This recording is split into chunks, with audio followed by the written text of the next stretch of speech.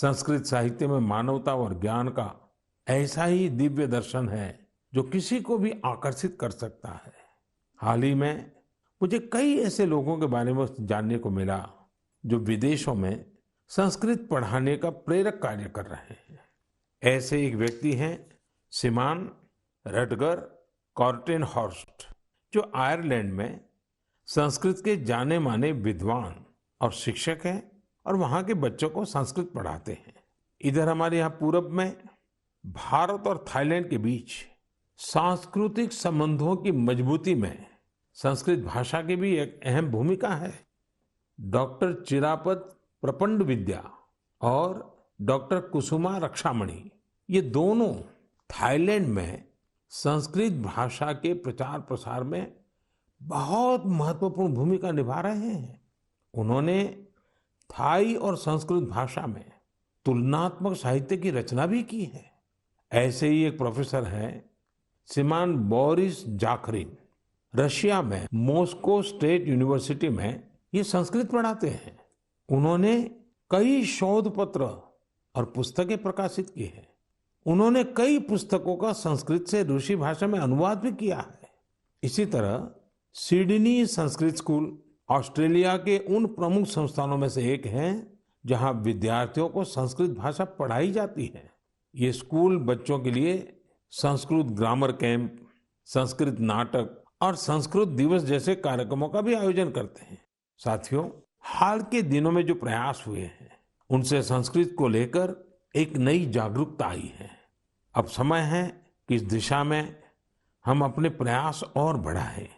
हमारी विरासत को संजोना, उसको संभालना, नई पीढ़ी को देना, ये हम सबका कर्तव्य है और भावी पीढ़ियों का उस पर हक भी है।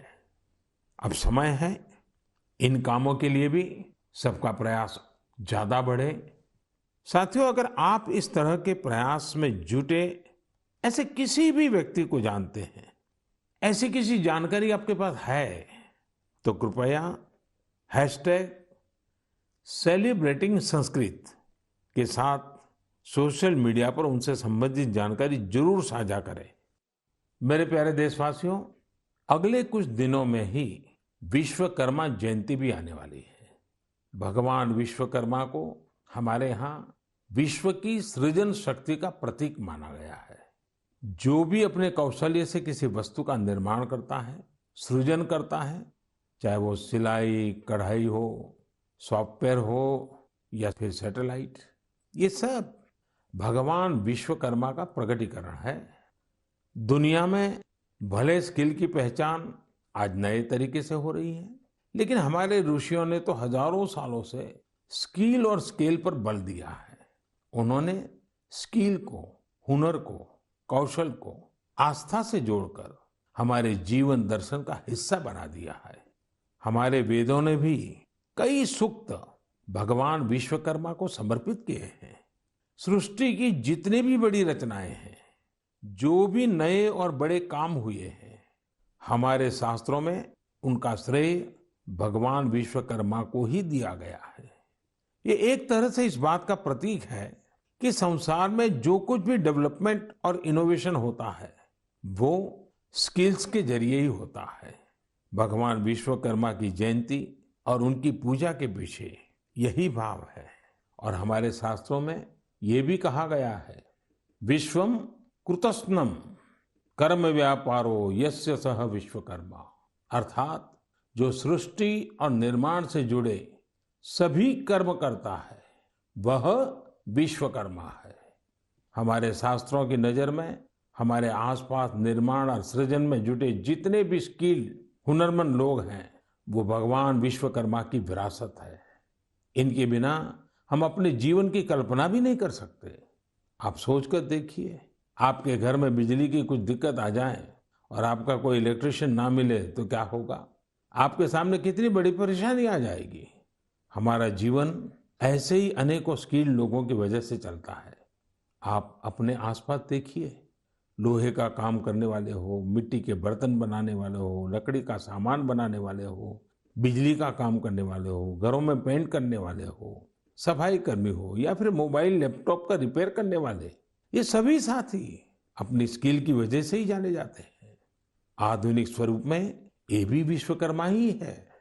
लेकिन साथियों, इसका एक और पहलू भी है और वो कभी-कभी चिंता भी कराता है।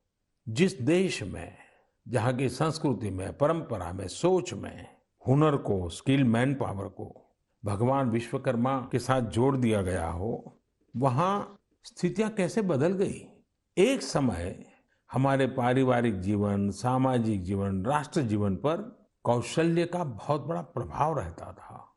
लेकिन गुलामी के लंबे कालखंड में हुनर को इस तरह का सम्मान देने वाली भावना धीरे धीरे विस्मृत हो गई। सोच कुछ ऐसी बन गई कि हुनर आधारित कार्यों को छोटा समझा जाने लगा।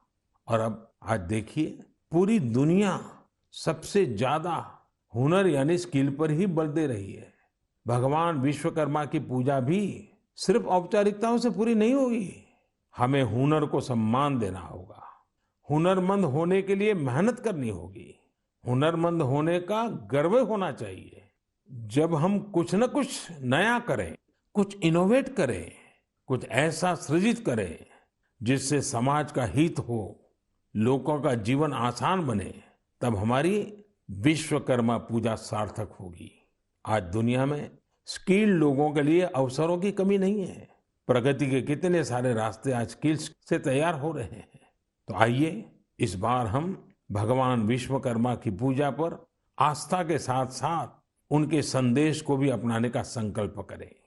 हमारी पूजा का भाव यही होना चाहिए कि हम स्किल के महत्व को समझेंगे और स्किल लोगों को, चाहे वो कोई भी काम करता हो, उन्हें पूरा सम्मान भी देंगे। मेरे प्यारे देशवासियों, ये समय आजादी के 75वें साल का है।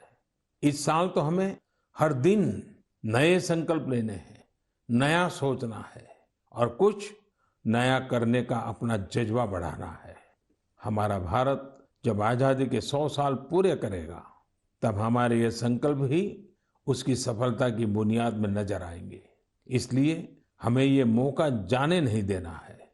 हमें इसमें अपना ज्यादा से ज्यादा योगदान देना है। और इन प्रयासों के बीच हमें एक बात और याद रखनी है। दवाई भी, कड़ाई भी। देश में 62 करोड़ से ज्यादा वैक्सीन की डोज दी जा चुकी है। लेकिन फिर भी हमें सावधानी रखनी है, सतर्कता रखनी है। और हाँ, हमेशा की तरह जब भी आप कुछ नया करें, नया सोचें, तो उसमें मुझे भी जरूर शामिल करिएगा। मुझे आपके पत्र और मैसेजेस का इंतजार रहेगा। इसी कामना के साथ आप सभी को आने वाले पर्वों की एक बार फिर ढेरों बधाइयाँ। बहुत बहुत धन्यवाद। नमस्कार।